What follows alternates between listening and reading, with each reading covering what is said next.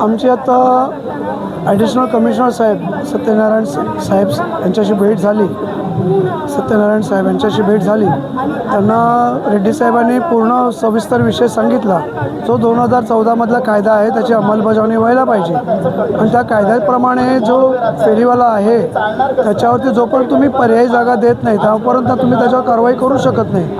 तर साहेब म्हणाले हे सगळं काम BMCचं आहे. पण तेव्हा आमच्यासोबत मॅडम एक होत्या, त्यांनी म्हटलं की पोलीसच त्रास देत आहे फेरीवाल्यांना, पोलीस बसू देत नाही त्यांना.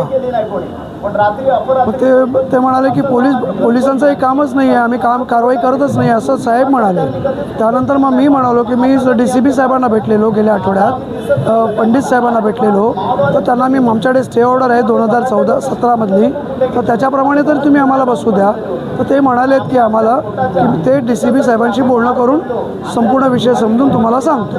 हा पूर्ण ह्या जी प्रक्रिया आहे दोषी आहे आणि त्याच्यानंतर मग याच्यावरती कुठेतरी निर्णय आहे म्हणून आपला काय प्रश्न आहे? आता दादरमध्ये पण प्रामुख्याने कारवाई चालू आहे ती म्हणजे तुमच्या दादरमध्ये रोहिंग्या असं करून बोललं जातं. पण माझ्या मते तरी कोणी रोहिंग्या एकही धंदा लावत नाही. आम्ही आम्ही जेव्हा धंदे लावायचो तेव्हा सगळ्याच पोलीस स्टेशनला 3 वेळा आम्ही फायली दिलेल्या आहेत. आमचे सगळे जे आमच्याकडचे जे आधार कार्ड आहे किंवा पॅन कार्ड आहे आणि आमचे स्कूलचे सर्टिफिकेट सगळे आम्ही पोलीस स्टेशनला सपोर्ट केलेले आहेत. तर आम्ही एक चॅलेंज केलेलं आहे की पोलिसांनी किंवा BMCनी आमच्या लिस्टमध्ये एखादा बांगलादेशी शोधून दाखवावा. आम्ही 10,000 बक्षीस द्यायला तयार आहोत. आता जे पात्र फेरीवाले आहेत मला वाटतं सर्वेप्रमाणे झालेले 2014च्या सर्वेप्रमाणे ते सर्व मुंबईकरच आहेत. इथून बाहेरचे कोण आलेले नाही आहेत, म्हणजे बांगलादेशी किंवा रोहिंगे कोण नाही आहेत त्याच्यात. आता जर तुम्ही म्हणत असाल तर मी म्हणतो आहे ते 2014पासून जे सर्वेमध्ये झालेले पात्र फेरीवाले आहेत त्यांना तुम्ही बसायचं, तुम्ही सांगितलेलं की त्यांना हलवायचं नाही, मग त्यांच्यावर ॲक्शन का घेतली जाते पहिला मुद्दा आहे.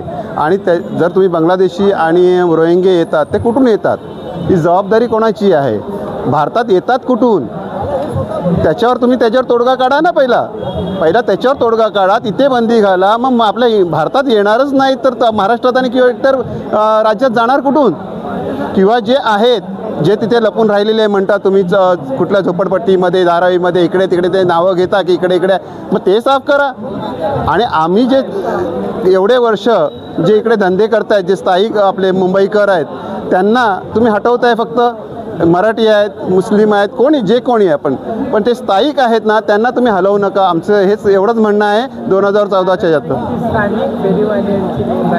स्थानिक आम्ही 1,000 लोक असू, 1,500 फेरीवाल्यांमध्ये 1,000 लोक आम्ही स्थानिक आहोत. सगळे तिथे राहणारेच आहेत. दादरमध्येच राहणार आहे, पाटीलवाडीमध्ये, प्लाझाच्या बागे किंवा आयडियलच्या गल्लीमध्ये सगळे तिथे रहिवासीच लोक तिथे धंदे करतात.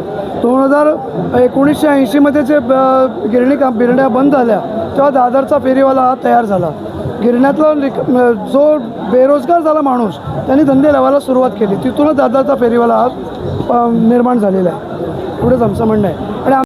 आणि थांबवावे आम्हाला. आणि ही विनंती आहे, हे कोणाला मी जबरदस्ती करणार नाही आहे, ही विनंती आहे सर्व सरकारला की लवकरात लवकर फेरीवाल्यांना कुठेतरी जागा द्यावी. तिथे आहेत तिथे त्या जागावर बसवा, त्यांना डिमार्केशन करून द्या. तिथे तुमचे जे QR कोड जे तुम्हाला द्यायचे ते नंतर द्या, पण त्याला प्रोसिजरला वेळ लागेल. पण सध्या त्यांना आता आहे त्या जागेवर चालू करून द्या, ही आमची खूप मागणी आहे आणि विनंती आहे.